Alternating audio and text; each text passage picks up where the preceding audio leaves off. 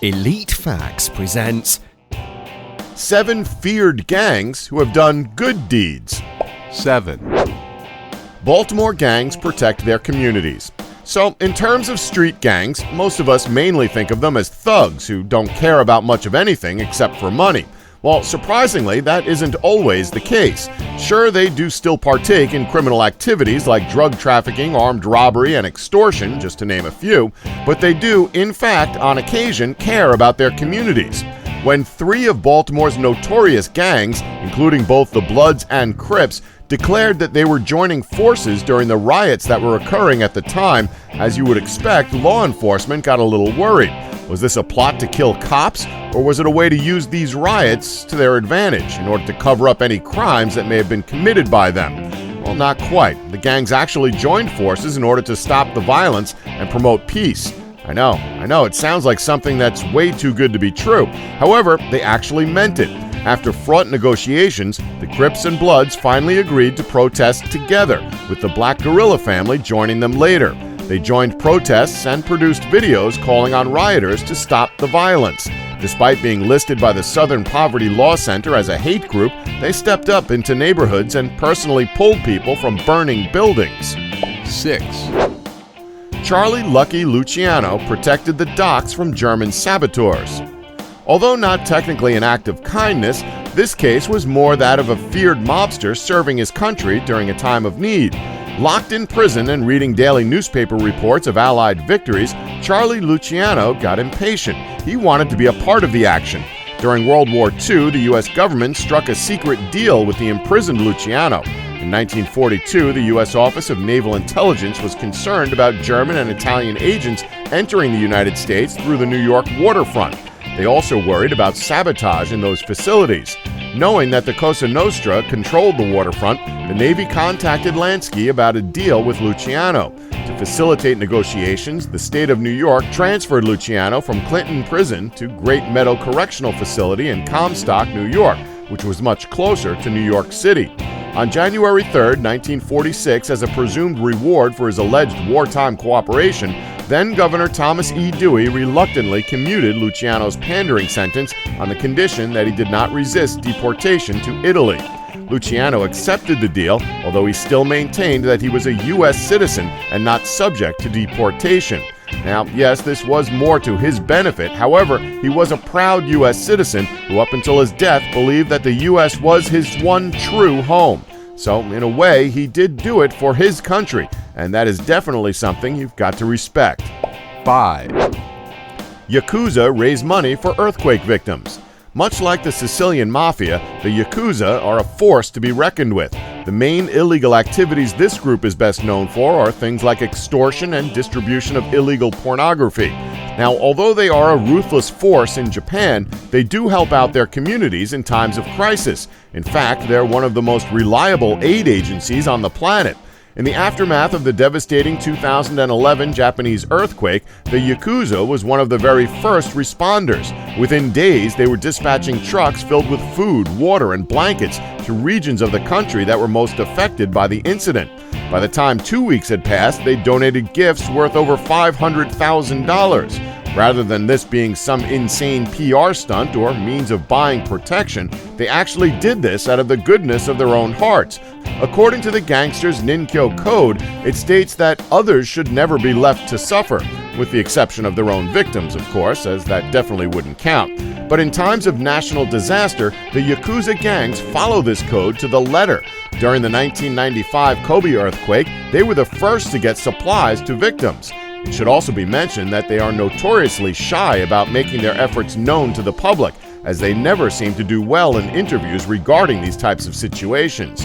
Their intentions are so honorable that even crime reporter Atsushi Mizoguchi has praised them. Since he's previously been attacked and stabbed twice by the Yakuza, that's definitely saying something.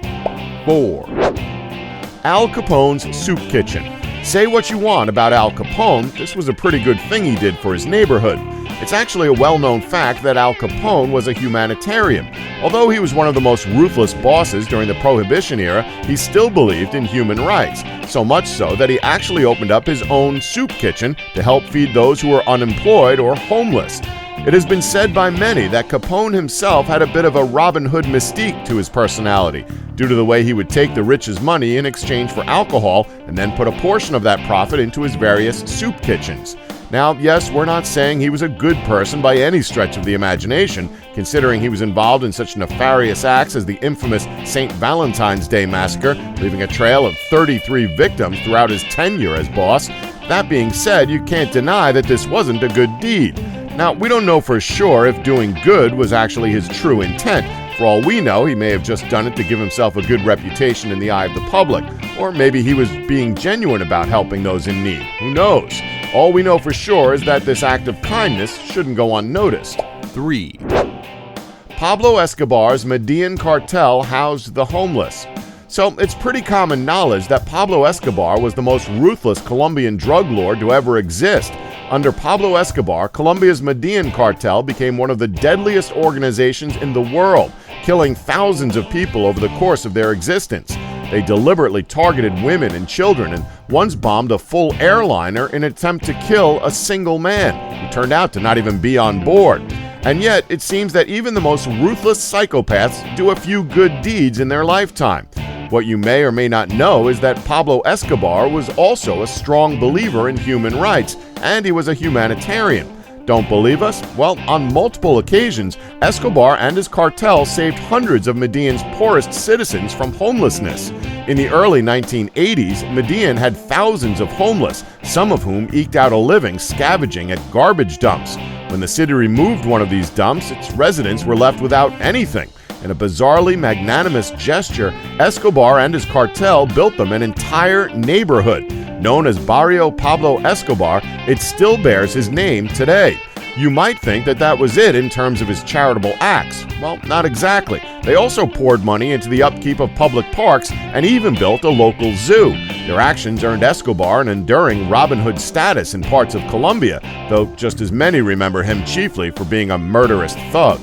2, Taiwanese Mafia donates millions to disabled charities. 2010 marked the end of an era in the world of crime in Taiwan, as then acting boss Lee Chow-sung passed away at the age of 73.